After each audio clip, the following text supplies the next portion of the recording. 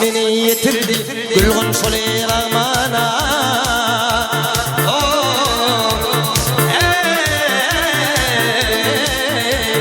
Bağ bahçeden mekani düştü mısri ummana.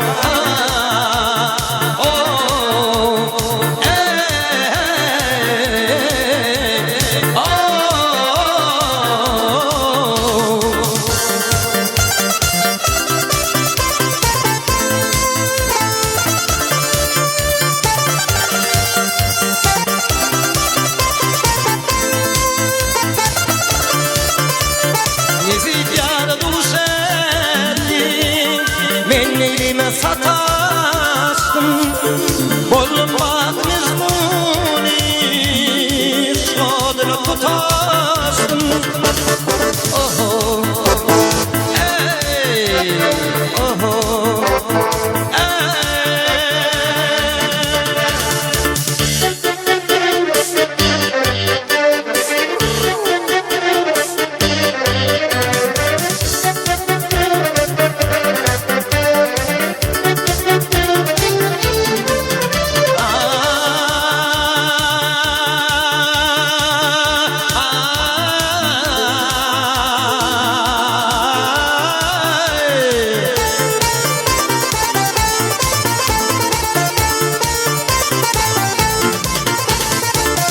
beni yetirdi gülgün şolir amana.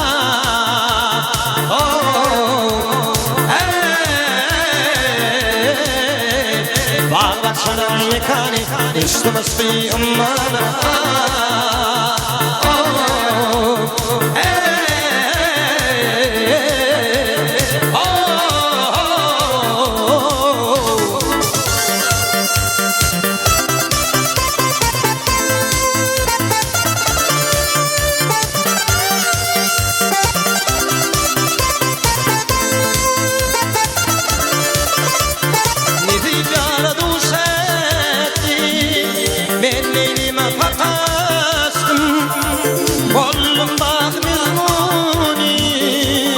Asmadını tutaştım. Oho ey oho oho.